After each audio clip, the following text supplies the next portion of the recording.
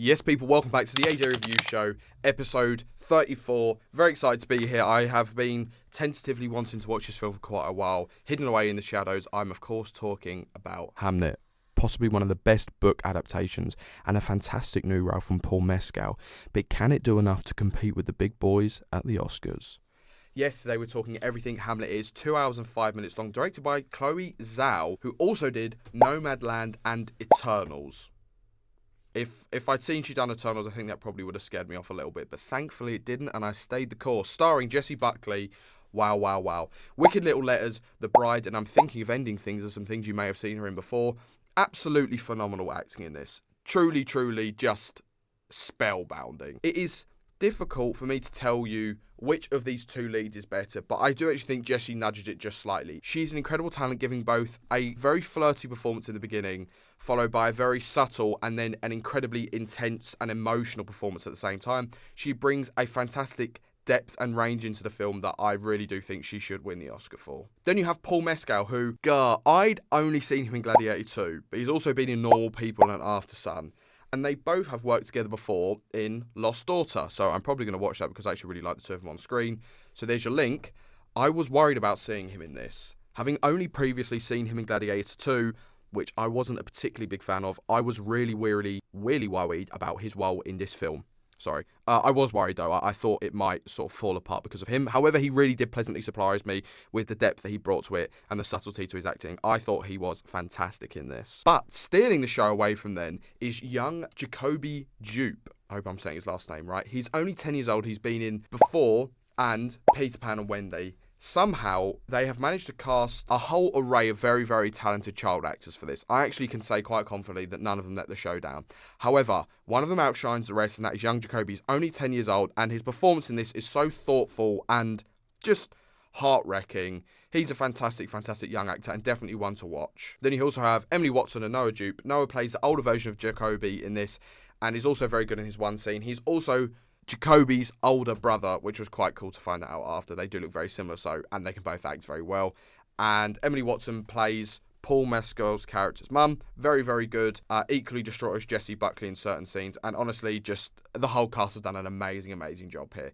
And they really, really suck you into their world. So, the story follows a young couple, William and Agnes, who fall into forbidden love. Their son is named Hamnet, and he is their father's favourite. However, when tragedy befalls the young family, what good will come of it? Now, I'm intentionally dodging telling you details because towards the end of the film, and because of the fact that I had no prior knowledge of either the book and really any knowledge of Hamlet or Hamnet or anything that goes on, and apparently I'm as dim as a 10-watt bulb, there is, or at least there was to me, a Shyamalan-esque twist. So I really, really recommend that you don't look anything up about this because it completely blew me away. It's not really a twist, and if you think about it during the film, you could probably quite easily figure it out. However, to me, it was like, whoa. I must start by telling you this. I struggle with period dramas that have been set in old-timey England. The only thing I can compare this to for me is like The Favourite, and I quite like The Favourite, but for some reason, there's something about it that I kind of struggle with. That being said, I can recognise from a mile away a good film from a great film and a bad film from an awful film. And The Favourite is a good film, but Hamnet is a great film. Yes, undoubtedly so. The plot is almost succinct, it's subtle for a lot of it, and then it builds these lovely character arcs, these lovely inner relationships, and moments of intense emotion that just bring this film round to be one of the best out there that has come out so far this year. Even if I don't love period pieces. I think part of the reason why I've kind of to and fro with this film since I've seen it is because given its 2-hour runtime, if you look at it objectively, and I'm sure some people won't appreciate this, but maybe you will, there's not really heaps of plot going into this. But I do actually think in a way that is what makes films so special. When you look at the Oscar categories this year especially, but basically every year, to compete with films like One Battle After Another or F1 that are so driven heavily by its plot and by having a lot going on the screen, a film that is subtle and that reminds you that not all story making needs to be in your face and rude, I think there's something very special that we should all love about that. I think also because the cast do such a fabulous job of portraying their roles that you really do just get pulled into their world. There is only one scene where they intentionally single the camera out because there's like a fearful thing around it. But even that is well put in, and then you go straight back to believing like you are a part of the family.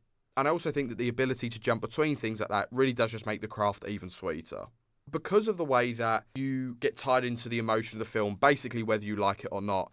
And I've said that the film is very subtle, but the scenes where it is very high emotion and very painful, even though I didn't cry, it felt like my heart was getting sort of pulled at in a way that is quite unusual and quite fantastic that the writing could be that good. To go from such gentle sort of story to just such raw emotion and exploration of such raw themes, and it still makes sense and not feel out of place tonally, just it is fantastic. I also think that the total commitment they had to the set design and the costumes and everything like that, really, I'm very glad they did get a nod for the costumes at the Oscars. I really think they've done a fantastic job with going all in this film. Weirdly, recently, for some reason, I haven't been noticing the soundtrack. I don't know if that's because they haven't had like massive, notable songs in that. I think the last one that I particularly remember was from Mighty Supreme, Everybody Wants to Rule the World, but that's because they're songs you already know. However, in this film, there is one piece of the soundtrack right at the end, at the emotional climax and the climax of the film in general. You get this piece of music that you may have heard before, and I really hope does get a lot of recognition. It's called Of the Undiscovered Country by Max Richter. If you take nothing else from this review, I would really highly recommend that you put Of the Undiscovered Country on, close your eyes, and just listen to it. I would compare it to Dimensions by Arcade Fire that plays in the film Her.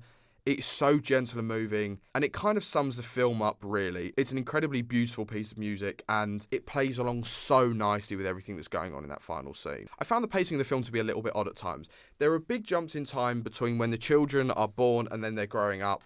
And while it didn't feel too jumpy because the family relation and dynamic is built up so well before the jumps, it did feel a little bit jittery to me at times. But again, the film is based on a book that would have had chapters in it, and when it goes between time periods, it does fade to black in between. So you have to give it the leeway because it is already adapted from a book. So whether or not it's just skipping chapters or that's just how the book moves along, they kind of have to stay true to that. So it's not really that bad. The other small note that I had afterwards is that I really wish they had explored more of the other themes. So they do a great job of exploring grief and family and sacrifice, and I can't really say what, but there are things to do with the mother that I would have liked further exploration of that I think would have made some really interesting scenes. But I'm happy with what they did tackle because the way they tackle, especially guilt, is special in a way that I've never really seen before. And on top of this, it looks fantastic on the screen. There's no fast shooting or 1,000 camera angles per second. There's no second screen expectation viewing or any awful exposition. It starts off the very first scene of the film, which really did, I was sat there thinking, wow. And I didn't even see it in a Dolby or an IMAX or anything like that. You get this long opening shot of the green trees and the shrubbery before you see any of the cast whatsoever. I really think that the thoughtfulness of that and just throughout the whole film has really gone into making sure that every shot reflects the tone of the film and what's actually happening. It's also just a sign of how much thought had gone into it, because later on in the film, as you watch it, there are several full circle moments that kind of tie in with how everything's shot. But just to give the film a chance to breathe and express itself without going shot, shot, shot here, you know, this camera angle, that camera angle. It was happy to let you sit with the emotion, sit with the shot.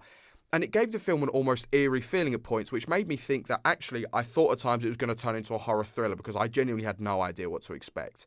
But it's because it lingers and it's not scared to show you the dark and deeper side. It's not scared to show you the guilt and the ugliness of the film, which really, again, just adds to it. There is 100 different ways that they could have made this film.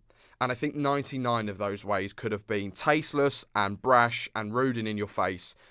But the way that they have done this, the subtlety, the character developments, the way that the characters interact with each other, the incredible, incredible cast, the fact that even though there's not that much that happens in the story, it still says so much and it really pulls on your heartstrings. They've really hit the nail on the head. Overall, I would say it's a wonderfully subtle film with amazing character development, and the inner relationships are just something worth studying and really eyeing over. I enjoyed the subtlety, even if it was unusual to me. The soundtrack, cinematography, and commitment to the world and characters is sublime, and the exploration of certain themes it's great. It's a beautiful film. I'm going to give Hamnet 4 stars. Well, I bet you thought I was going to say 5 stars. No, it's a 4-star film. It's fantastic. And if you want to see some of the best performances of the year, get yourself to a screening to go and see it if you still can. Thank you so much for watching. Thank you for all the continued support. And I'll see you in the next one. Hi guys, I hope you enjoyed watching that episode. If you could just drop me a subscribe down below, leave a like and a comment, that'd be really helpful. You can now find me on Instagram, TikTok, and Letterboxd, all at AJ Reviews 101, and click to watch this video up here that YouTube recommended. Enjoy.